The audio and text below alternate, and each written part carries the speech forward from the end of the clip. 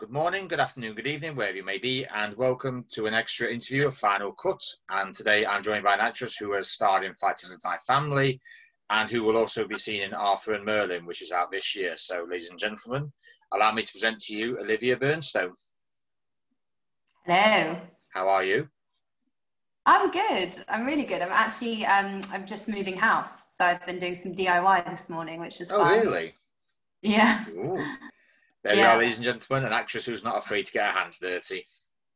Using my resources as well, because there's some very visible windows to the street. So I thought the only way that I can move in quickly enough before I've got privacy blinds is to actually make some myself. So I went to the hardware shop and I got some plastic and cut it up and put double-sided tape. So yeah, quite pleased with myself this morning. Bit of DIY, doing it yourself, and improvisation. That's why you're an actress. Exactly. Speaking of acting, how did you get started out in it? Really, when I was young, I was about 4 years old.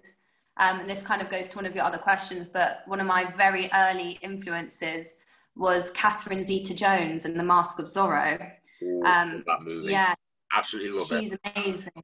Amazing. So I was watching that on the couch with my dad, who showed me a lot of films, but yeah, this was at 4 years old, and she's sword fighting in this really sexy dress, and her long dark hair is just all over the place. And I just thought, wow, I want to do that. And then I started going to Stagecoach. So about 4 years old, I started going there on a Friday. And I think I was going around telling people that I wanted to be a mattress instead of an actress, because I didn't quite know what the right word was, but I was always doing it. Yeah. We all make the odd I'll say, mispronunciation. I mean, I still get things wrong, and I'm 37, so I know how you feel. It just happens to the best of us, really, doesn't it? Yeah. So obviously you mentioned Catherine Zeta-Jones as an influence. Was there any others? Oh, one of my absolute favourite performances was Audrey Hepburn as Eliza Doolittle in My Fair Lady. I think that was a huge influence for me. I just love that character. It really resonated with me. I did it in my year 6 play. I got to sing Wouldn't It Be Lovely, even though I don't have the most beautiful pipes, but I managed to pull it off, I think. And that's still a bit of a highlight of my career, really, playing Eliza Doolittle. So I absolutely love her. A lot of my more recent inspiration is stuff I've seen in the theatre over the last maybe 5 or 6 years. Some of the best work that I've seen is like Denise Gough in People, Places, Things, Patsy Ferran in Summer and Smoke, also Hayley Squires in anything that she does. I just absolutely love her. And some people say that I resemble her, which is quite cool, because I actually did appear in one of her very early films that she did. There's a scene where one of the characters shouts her name in a train station because he thinks it's her, and it was actually me that turned around. And I remember when I went there, it was like basically extra work, but when I went there, the directors were so chuffed because they said I actually looked like her. So that was quite cool. And also absolutely loving Michaela Cole at the moment. She's just an absolute rock star, obsessed with her. I've always said that musical theatre is kind of like the understated, I'll say the understated arts form that there is. Yeah. I think it's probably the hardest to do. And I think it's, if I could do it, if I could dance and sing as well, I'd absolutely love to have that sort of career. I think it brings so much joy to people's lives. I mean, when I'm watching musicals, I'm absolutely beaming. I can feel my whole face hurting because I'm just so happy. I actually know how you feel, because last musical I watched just brought me out with just nothing but joyous smiles. So yeah, I do actually know how you feel with that. Now, I'm understanding that you trained at the LAMDA and Lee Strasberg Theatres and Film Institution. What was that like, and what did you take away from your time there? Well, LAMDA, I was very young. I was 18, so that was like my first time really out in the world doing something other than school. So I learned a lot there, met loads of variety of people, really was able to, it's just a time to do what you love every single day and know that you've got this kind of finite time to do it, and really embrace it and enjoy it. When I went to Lee Strasberg, which was in New York, that was slightly different. So I had quite a short period there. I was there, I did a semester, and it was method acting. So it's not like the method that you kind of think of when you think Daniel Day-Lewis staying in character, but it's more, it's basically Stanislavski. So it's what we do learn mostly in the UK drama schools, but brought over to America by Lee Strasberg, who now, that's his method. And essentially it's just the art of sensory recall. So it's trying to recall genuine emotion in a imagined circumstance. So you're going to use real things that happen to you as triggers. So it's quite interesting. And you start off really for the first few weeks doing an exercise that they call morning beverage. So essentially you're sitting in a chair and you have to imagine that you can feel the size, the weight, the texture of whatever cup you might drink your morning beverage in. You haven't got a beverage in your hand. You're just literally sitting there with your eyes shut, trying to feel every single aspect of this object. And then once you've done that, which has taken probably 3 hours cumulatively over many sessions, you are then able to lift the cup to your mouth and feel the drink sort of trickle down your chest. It's really, really intricate work, and you have to spend hours and hours honing it. And of course, from there, you go on to all sorts of other recall. So you might go on to like an injury that you had, or, you know, someone, I don't know, like an argument, someone breaking your heart, things like that. But that's more advanced work. So really, I'm there for 3 months, and all I'm trying to do is feel the weight of a coffee cup, which is quite interesting. But yeah, it's like you can't even scratch the surface basically in 3 months. It's quite difficult. But yeah, it was a really amazing experience, and I got to do a play. So I was in the full semester production while I was there, which was an amazing experience. Yeah, I absolutely love living in New York as well. It's a fantastic city. Now, I'm right in assuming that you started in the theatre production of Birdsong. What was that like to be in? I'd say that was one of the best experiences of my entire life, really, because that is going around the country. We're a touring production, so we're changing venues every week, going up and down, sort of zigzagging around the country, going to the most beautiful theatres and the most beautiful cities, and getting to perform this play that's so poignant. It's a First World War play, and it's about a soldier called Stephen who is in the trenches, essentially, and he's recalling this romance that he had prior to the war in France at the Somme.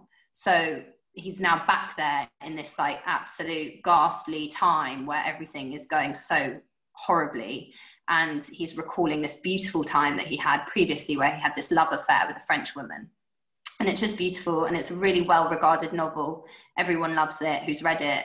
And so yeah, it just felt like a real honor to be able to do that every night. And there's different audiences that, like, you go to the Wirral in Liverpool, and they're so patriotic, you know, they're all standing and applauding, and you can feel such an energy from them. So yeah, that was really such a special experience. I really, really loved that. I was doing it for 6 months, and I never got bored of it. I always felt like it was every day. I felt like it was a new performance, and it was never monotonous. I found new things. I found new ways to react to stuff. It was just really, really interesting project to be a part of. But the crowd appreciation always helps as well. Yeah, totally. And you do get, I mean, it's funny because people think like you're going to be famous, or they think that there's always a couple names in the cast, and they wait outside the stage door for you to get your autograph. And one time I was with my friend, and he'd been in EastEnders, so they knew who he was, and they were going, "Oh, can we have the autograph?" And then they just said to him, "Who's she?" And he said, "Oh, she's in the play as well." And they were like, "Oh, okay, well, can we have yours too?" And I was just like, "You don't even know who I am." Like, it's always nice to hear that, isn't it? Who's she? Yeah. But these people aren't even buying tickets to see the show. They're just kind of trying to get the signature. So yeah, that's funny. It's also a bit depressing, really, isn't it? Yeah. Trying to make a quick buck in case someone gets really famous. Yeah. Just keeping on the last question of theatre, would you actually do more theatre if you could? Absolutely, yeah. Theatre's my whole passion, I would say. It's the reason why I love acting. I just love being on stage. I love going from start to finish, you know, I like chronology. I absolutely love filming and I'm fascinated by it. And I'm really excited to have a screen career and for that to grow. But I do find that there's nothing quite like the electricity of being on stage. And Billy Elliot said it, and it's the truth. It's real electricity. It's beautiful. Now, those who have watched Fighting with My Family, which is the life story of WWE wrestler Paige, might recognise you. So for those that don't, can you just remind them what role you played? Well, thank you for recognising me for a start, because I don't think that's really what I look like. But I was playing a character called Ellie, who was considered one of the oddballs that kind of goes around with Paige when she's living in Norwich. So we're there with her from the kind of original WAW days. We're in the van, we're flying for her shows, we're kind of very much involved with her family. So I'm there in all the scenes where she's in America and we're watching her on TV. Don't want to give any spoilers, but yeah. So I kind of really got to be very much part of that, well in with all the core cast and the family, which was amazing. Now, did you actually get to meet Dwayne, Florence or Paige when you were on set?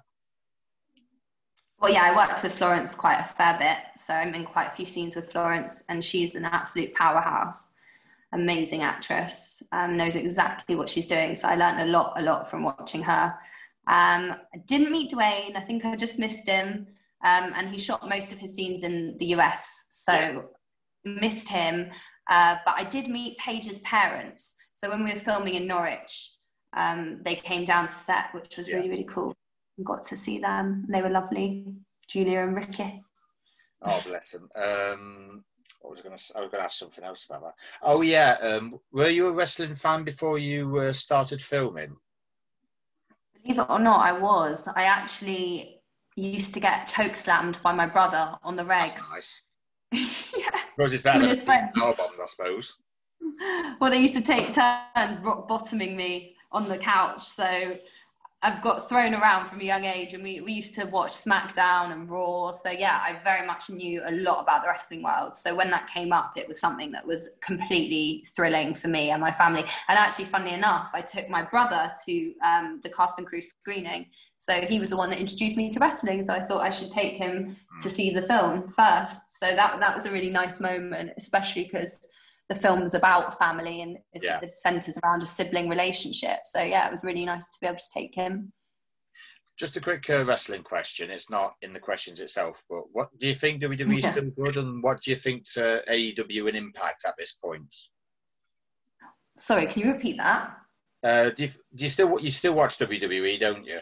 No, I actually don't. To be honest, we found out it was fake. Well, not fake. Hold on, let's rephrase that. We found out that it was rehearsed, and then I kind of lost the excitement about it, to be honest with you. So any kind of modern day wrestling questions, I'm probably not able to answer. But I could tell you that my favourite wrestlers were Chyna and Eddie Guerrero. Oh yeah, Eddie Guerrero. It was recently 15 years of Eddie Guerrero's passing this week as well. Oh, I know. Yeah. I know. Sad.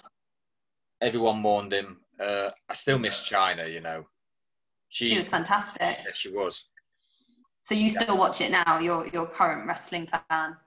Yeah, I kind of still watch it, but I kind of just watch highlights because I do tend to be a little bit bored with certain stuff. I must admit, I do watch AEW a little bit as well, and I must admit, I do like what they've got. You know, Chris Jericho has signed for them. Yes. Oh, really? That's cool. Yeah, my brother used to do the Walls of Jericho on me as well. He's now calls himself Le Champion because he was the AEW World Champion. It actually kind of is. I'll tell you something. I don't know. Next time you're in America, he actually he's actually made his own wine. I can't remember what it's called. It's called A Bit of a Bubbly. I think you can buy. You can buy two. I think you can buy 2 bottles for $30, and I think they actually ship to New York as well. Okay. Yeah. Sounds like fun. Just remember, it's Chris Jericho's wine, so that's something you Okay. can have over your brother as well. Yeah, I'll look it up. I think it's under knocking. I think it's a www.knockingpointwines.com or something like that. Okay. Writing it down now. Yeah. Do you want to know a little fact about that as well? That is actually Stephen Amell's company. He's the one who played Oliver Queen for 8 seasons on Arrow. Okay. Yeah. That's cool. And Stephen Amell, is actually a really big wrestling fan as well. Do you know he was in WWE a few years back? What's that? Stephen Amell actually wrestled in WWE about 6-7 years ago. Wow. They all kind of cross over into different industries, the actors. Didn't Ryan Reynolds just buy a football team? He did. A UK football team. He did actually, yeah. A lot of people, to be fair, everyone in Wrexham is absolutely overjoyed. I think a lot of people are asking, why have they bought Wrexham? I mean, I used to follow football quite a bit, and Wrexham kind of fell from grace, so they do need to sort of be back where they belong. So that's fair enough. Right. Oh, TV work. I believe you were in Humans with the lovely Gemma Chan. Lovely. Was it a worthwhile experience? And do you actually regret do you regret doing it, or was it one of the times of your life where you're like, yeah, I kind of glad I did do it? I don't regret doing anything. You obviously have hard days, and you like look back on a day on set and you think, oh God, probably wouldn't say I'd do that again. Yeah. But you know, I find myself doing it again and again and again. So really, there must be a reason why I keep coming back for more. You learn from every single experience, and working with Gemma Chan and Sonia as well, who played Hester, was just incredible. And you're watching these people who are just top of their game, and you want to be where they are, you know, in a few years. And it's invaluable. You couldn't get a better experience than that. It's fun as well. We played synths. I played a synth. So if you don't know what that is, it's a robot. It's a artificial intelligence sort of robot that looks just like a human. And we actually had to go to synth school. So we learned how to do all the motion of the synth, how they move. It's quite creepy. Yeah. It's quite eerie. They actually lead with their eyes. So we learned all of that, and it was like a workshop for a few days with amazing movement coordinators. Ita O'Brien designed the synth movement, she does plenty of work on lots of TV shows now. She's actually an intimacy coordinator. So anything you've seen maybe on Sex Education, which is an amazing Netflix show, or any TV, UK TV with a lot of intimate content, she's actually directing all of that. So I got to work with, it's phenomenal.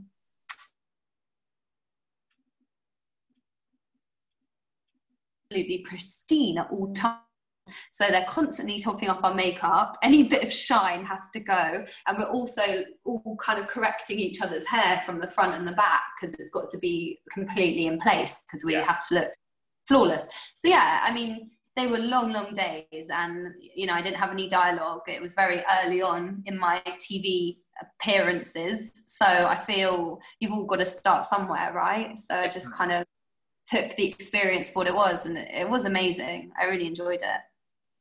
Speaking of working, made some really good friends as well. You make good friends on whatever set you're on. You make good friends. Yeah, I've actually, a lot of interviews I've done, a lot of people said that when you're on a film set, you basically, it feels like you're with family.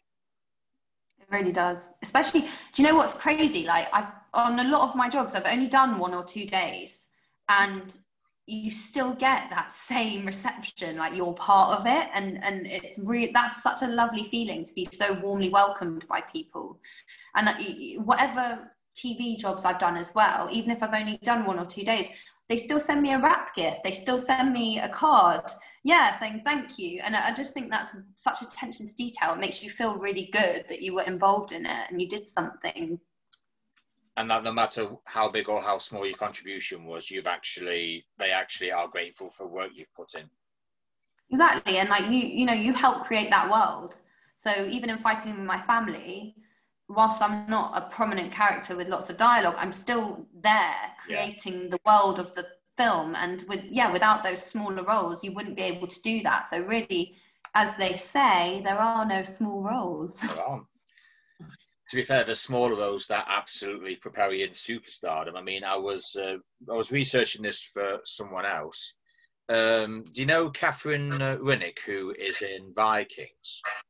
Right. She had a very small role in 2 Weeks' Notice with Hugh Grant and Sandra Bullock. 18 years later, she's literally leading the cast of one of the biggest shows on Amazon Prime. Well, there you go. That's the thing. You think these people come out of nowhere, but actually they're building and building for decades. And it's really, that's what it is. It's about the staying power and not giving up and being able to see the bigger picture. And actually that every little job you do is a building block to something bigger and better. And also you just don't know who you're going to meet. You don't know who's going to call you back in a few years' time. You know, I think one of your questions, which I'm probably going to jump to now, is what have I learned on various sets? And I think the main thing I've learned is just to be nice to everyone, because you don't know what those relationships can produce in the future. And it's just not to take for granted that the minute you step into even an audition room or a set or whatever it is, you have opportunities there. So to take those as much as you possibly can. Yeah. First impression is always everything. Now, you've actually done the TV show Bulletproof with Ashley Walton. So it's actually quite funny you were mentioning about the talent, but when it comes to those two, they are literally probably the biggest talents in Britain. So what was it like filming that, and what was it like filming it with those two? Firstly, filming that was the best days I've had. Absolutely loved every minute of it. For various reasons. One being that I'm usually cast as a 15-year-old girl. So I usually don't get to have a bulletproof vest and a gun and be like, yo, I'm an undercover policewoman. So that was really, really cool for me. The actual nature of my role was really different. I'm usually playing a schoolgirl, so that was awesome. But also working with them was just something else because they're absolutely hilarious. They're the biggest jokers. You kind of sometimes don't know when they're joking and then they switch to being serious. So you're playing along with the joke, and then all of a sudden you're like, oh my God, have I gone too far? But yeah, they're absolutely hilarious. They're amazing. They're so hardworking. They're really interested in getting to know you. Like when you're working with them, they gave me so much time. They wanted to talk to me. They weren't thinking they were above anyone on the set, or, you know, they didn't remove themselves from the rest of the cast. They were just incredibly involved. And they just make everything funny. They're just such fun to be around. Now I have done my research, like I said. It might be right, it might be wrong, but I can only go on one. You actually did a TV series called Arthur and Merlin Knights of Camelot. What was that like, and what was your role in it? So that's actually a feature film. It's a period feature film, very much in the vein of all the other kind of Arthur and Merlin Knight films you might have heard of or seen. That was interesting. I played a wench. So I played the lady, what's her name? Guinevere. I played her sort of lady in waiting. We filmed it in a castle. So it was in Wales, in Caerphilly Castle, which was quite an experience in itself, filming in quite a stony, cold castle. We only used natural light. Yeah. So yeah, as I'd say, as an experience in a whole experience, that was quite something to behold, like actually rocking up at a castle and being like, oh, this is where we're filming, with an actual moat around it as well. But yeah, that was an interesting experience for sure. It was very stripped back, very basic. Yeah, always the best thing when it comes to movies. A lot of the time. I will say one thing though: you got to film in the Welsh countryside, which is some of the most beautiful scenery we have in Britain as a whole. Yeah, it was really cool. First time I actually went to Cardiff, and all I remember as soon as I left England, came in Cardiff, was nothing but just beautiful countryside. I'm like, do you know what? I'm coming back here at some point. Lo and behold, I was meant to be in Wales in about 2 weeks ago, because I booked a little retreat, but obviously with everything as it's gone down, I didn't, so I was gutted. But I am going back at some point, regardless of when it might be. I am going back because I love Welsh countryside. Yeah, it's really good to get a bit of space and perspective as well, isn't it? The views are stunning, absolutely stunning.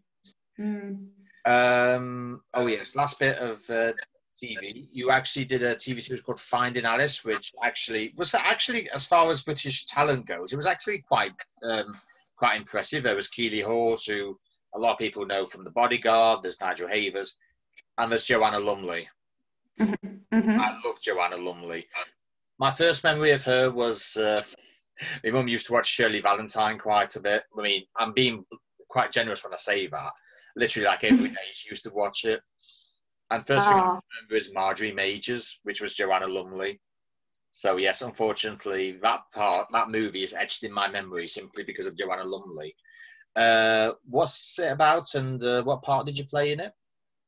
I've got a very small cameo in that one. So it's about a lady called Alice, who's Keely Hawes, and I think her husband just mysteriously goes missing one day, and I think it transpires that he's passed away.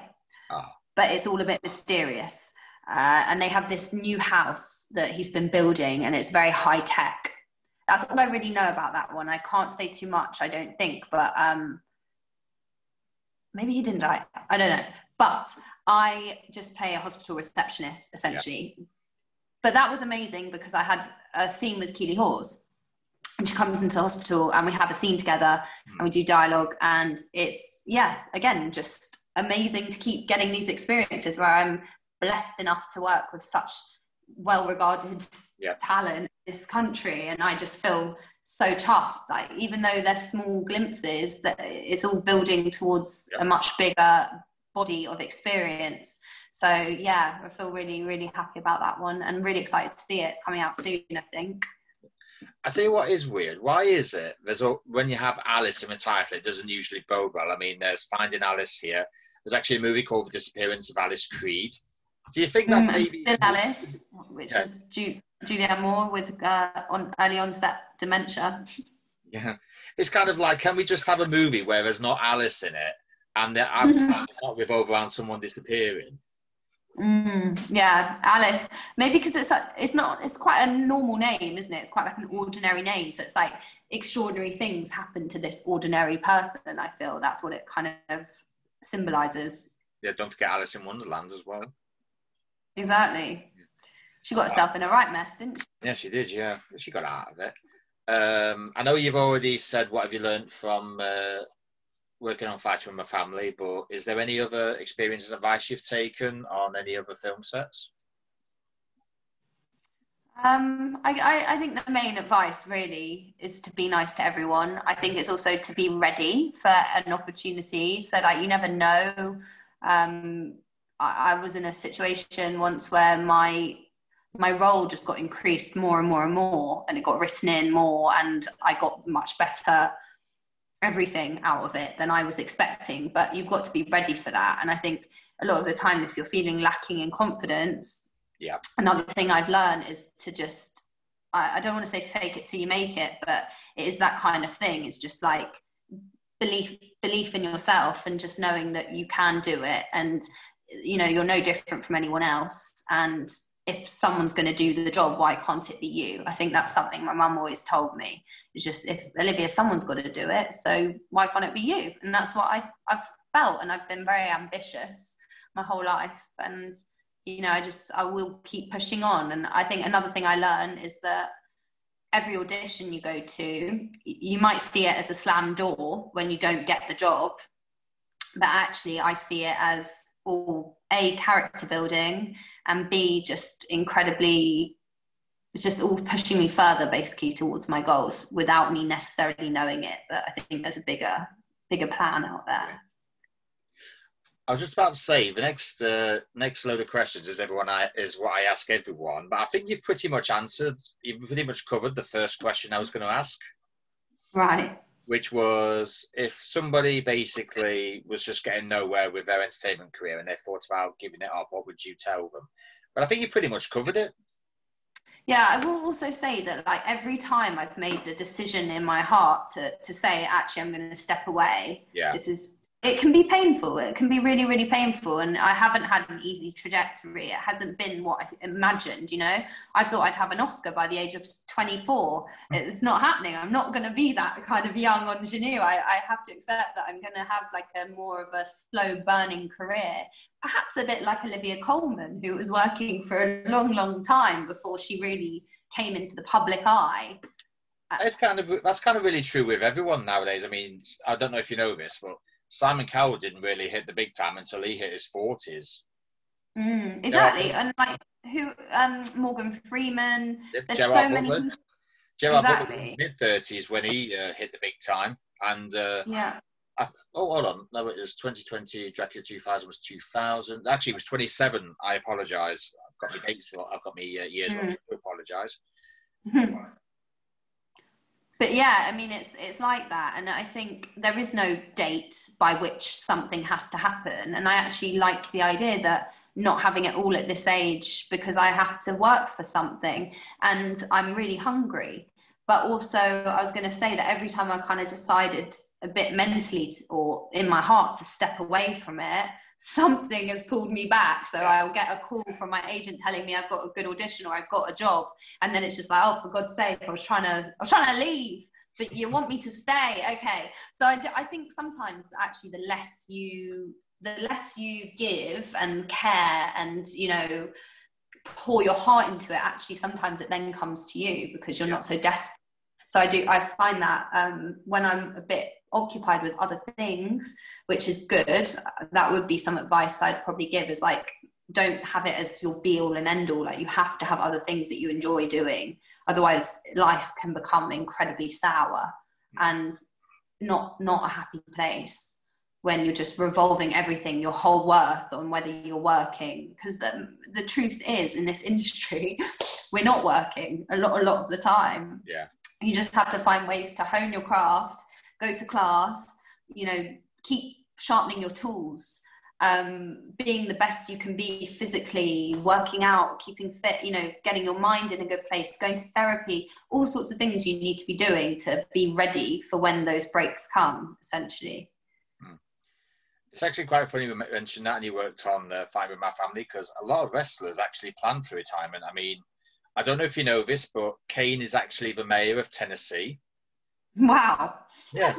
A lot of wrestlers actually have retired and gone backstage. I mean, Shawn Michaels is now a trainer for everyone on NXT, which is, well, I don't even know if it's WWE's developmental brand anymore, because sometimes I find their stuff more entertaining than you find on Raw and SmackDown. Triple H is now chief operating officer of the company. Wow. Yeah. Yeah. And one of the superstars has actually recently gone into property development. That's it. So a lot of wrestlers actually plan for their retirement, and I bet there's a lot of actors and singers anywhere in the entertainment community who actually plan for their futures when they're actually not acting anymore. Yeah, and you've got lots of people like, you know, Guy Ritchie in property and hospitality. He owns restaurants and stuff like that. So I do think, like, as you get more savvy and you become more experienced and have more money, really, you can start investing and broadening your horizons. But yeah, I would say probably putting all your eggs in one basket, whilst it's quite an honourable thing to do, and it demonstrates your passion, it's also maybe not always the smartest move. Probably not. Where are we? Oh yes, obviously the times we're living in now has raised a lot of certain questions about how feasible cinema is. So I suppose the only question really to ask you about that is, do you think cinemas will be superfluous to, say, Netflix, Amazon Prime, Apple TV and Disney Plus? So like, will everybody start releasing everything for like now and the foreseeable future, and will cinema soon become the way of the dinosaur? I hope not, and I hope the same not for theatre, because that's heartbreaking to me. Yeah. I mean, I'm still struggling to understand why you can go and sit on a plane for 9 hours rubbing shoulders with a stranger and you can't go to a theatre socially distant. I really can't get my head around that. But yeah, like, I think time will tell. I think it's such a precarious time, and nobody really knows what's going on or what's next. And you know, the predictions can be made, but probably nothing's going to turn out how we expect anyway. Yeah. I think cinema's amazing, and to take that experience away from people, yeah, as I said, is heartbreaking. But we are lucky that we've got all these other outlets, and yeah, it's so accessible. And you know, I've watched so much stuff this year that I wouldn't have watched if I wasn't stuck at home. Yeah. So you know, because like often I'm working in the evenings and stuff like that, so I've been really lucky to actually just sit on the couch and catch up on some really good performances. So yeah, I've had an amazing year of viewing on my TV. So yeah, actually it's a gift. It's an absolute gift. But that's why it's such a sham that the whole entertainment industry has been so on hold, because as I keep seeing all these memes on Instagram saying, you know, oh yeah, you watch Netflix, you've watched this, you've watched that, that's all kept you going throughout this entire lockdown. Well, support the arts, because we're not actually able to make anything right now, and all the theatres are closing, and you know, you need us. The arts is what makes the world go round. People need it.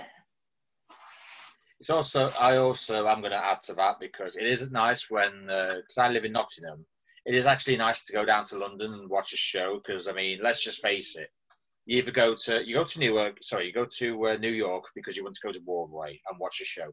Go to London, they have the West End, you want to watch a show.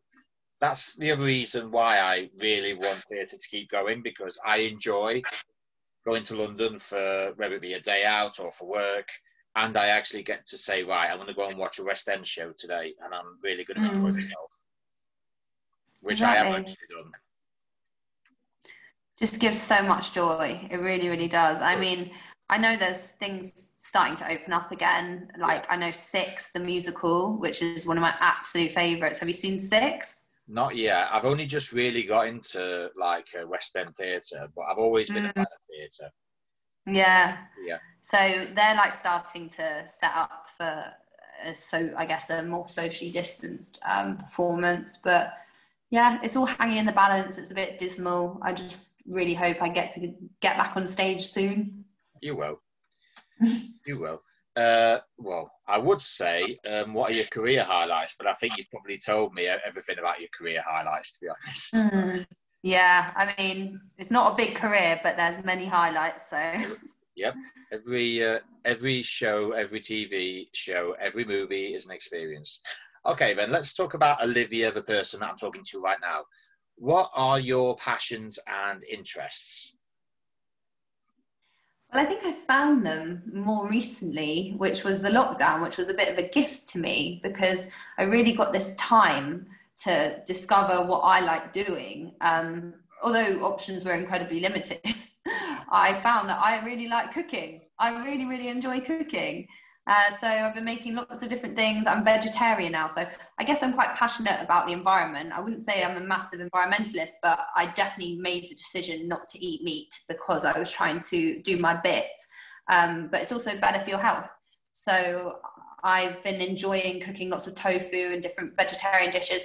I'm not like a preachy vegetarian person. I'm just kind of enjoy cooking good food. So I've been doing that. I've also found that I absolutely love running.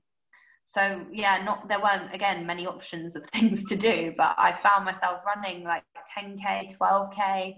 I often now just kind of stick to 5K runs. But yeah, that's something that I'm so passionate about. And I didn't realize, I love the feeling of my whole body working together to get me where I'm going. And I actually have quite a cheesy analogy about this. Go on, then. Being on a run is a bit like life, right? You're going up a hill and it's so hard, and you're using everything. You're using your core, you're using your knees, your joints, your arms, you're doing everything you can to get yourself up that hill. And when you get up the hill, you've got a bit of respite, because you're then going to come down the hill. And by the time you see the next hill, because there's going to be another one, you know that you can do it because you already did the previous hill. So I think that's a bit like life, because you go on these ups and downs, but every time you go on the next kind of difficult bit, you know that you can do it because you've got through the last one. So that's why I love running. I find it quite spiritual. My dad used to run quite a bit when he was a young chap. He did London Marathon 3 times in the 90s. But suffice to say, I haven't followed in his footsteps. I'm kind of I'm an interviewing sort of guy now. Oh yes, can we expect a cookery cookbook off you at some point? Oh, I mean, maybe one day, if someone will buy it. If someone sponsors me, I'll make one. Fair enough. Have you got any projects coming up that you can tell us about? Yeah, there was a pilot that we were meant to film twice, actually. Back in March, we were scheduled to film. Then we obviously got locked down, so we couldn't. And then we had a date in just a few weeks ago, and we got a call. I got a call a few hours. Well, I was just heading out for dinner for my mum's birthday, and I had my bag all packed to go to the location the following morning.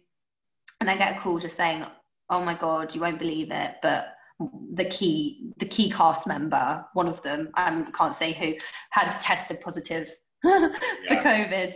So I thought it was bloody typical, very indicative of the times, and just kind of, honestly, although I felt awful for the producers and everyone making it, I kind of found it, I just had to laugh because there's nothing else you can really do at this point.